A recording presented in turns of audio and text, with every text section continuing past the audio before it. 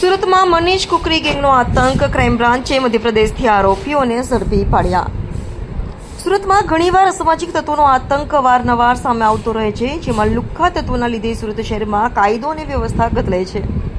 ત્યારે સુરતમાં વધુ એક લુખ્ખા તત્વોનો આતંક સામે આવ્યો હતો. સુરતના સરથાણા વિસ્તારમાં માથાભારે મનીષ કુકરી ગેંગનો આતંક સામે આવ્યો હતો, જેમાં સુરત ક્રાઇમ બ્રાન્ચને મોટી સફળતા મળી હતી.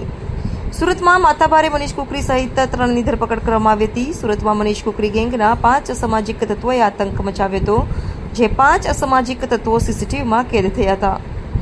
આરોપીઓ આતંક મચાવીને ફરાર થયા હતા. આરોપીઓ સુરતથી અમદાવાદ, અમદાવાદથી સતારા અને મધ્યપ્રદેશ ભાગતા ફરતા હતા, જેની શોધખોળ સુરત ક્રાઇમ બ્રાન્ચ કરી રહી હતી. મનીષ કુકરી ગેંગના સભ્યો મધ્યપ્રદેશના પંચમઢીમાં છુપાઈ ગયા હતા, જેમને ઝડપી લેવા માટે ક્રાઇમ બ્રાન્ચે કાર્યવાહી કરી હતી. જે પછી સુરત ક્રાઇમ બ્રાન્ચે મધ્યપ્રદેશના પંચમઢીમાંથી મનીષ કુકરી અને તેના સાગરીતોની ધરપકડ કરી હતી.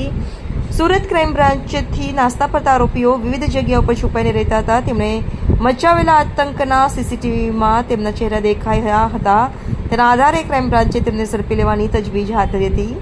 સુરત ક્રાઇમ બ્રાન્ચે મનીષ કુકરી, મિતેશ ગાબાણી અને ચિરાગની મધ્યપ્રદેશના પંચમઢીમાંથી ધરપકડ કરી છે.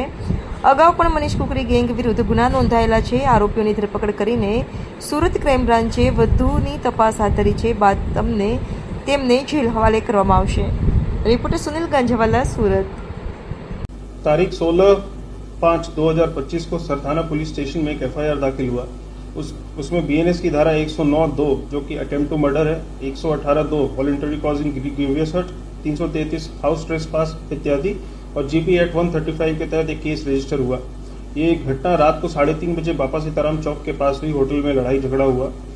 इसमें टोटल 5 आरोपी थे. पहले आरोपी का नाम मनीष कुकरी, दूसरे का नाम हितेश गवानी, तीसरे का नाम अनिल ठाकुर राजपूत, चौथे का नाम चिराग और 5वां आशीष. और ये पांचों एक लुक्का तत्व की तरह इधर उधर असामाजिक तत्व करते रहते हैं. पहले भी इनके खिलाफ क्राइम रजिस्टर हुआ है. इसके लिए हमने सीपी सर की सूचना और सेक्टर सर की सूचना से हमने अलग अलग टीम्स बनाई और जेसीबी क्राइम के सूचना से क्राइम की टीम भी इसमें लगी हुई थी और फाइनली क्राइम की टीम को इसमें सक्सेस मिला है. और डीसीबी क्राइम और क्राइम ब्रांच के पीआईज ने इन 3 आरोपियों को 5 में से मध्य प्रदेश के पचमढ़ी से इनको पकड़ा है और अभी अरेस्ट की कार्रवाई अभी जारी है सरथाना पोस्टे में.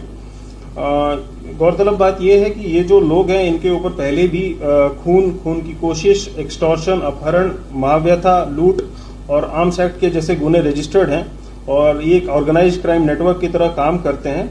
और इस केस में क्राइम करने के बाद अपनी धरपकड़ को रोकने के लिए इन्होंने बहुत ट्रैवल किया. ये राजस्थान गए, उसके बाद पहले अहमदाबाद गए, फिर वहां से राजस्थान गए, फिर महाराष्ट्र में नागपुर, सतारा गए और डेली 600 किलोमीटर, ये 600-700 किलोमीटर ट्रैवल करके अलग अलग जगह पे लोकेशंस पे ये रहते थे. और इस पे पुलिस ने, हमने क्राइम ब्रांच ने बहुत मेहनत की है क्योंकि ये इनके पास से 7 मोबाइल्स, 4 डोंगल और एक अर्बन क्रूजर व्हीकल बरामद हुई. और ये टेक्निकल वर्कआउट करके आईपी एड्रेस ट्रेस करके हम इस यहाँ तक पहुंचे हैं और इसको अभी हम अरेस्ट की कार्रवाई हम इसको पूरा करेंगे और इसको फिर रिमांड के लिए हम कोर्ट में जाएंगे.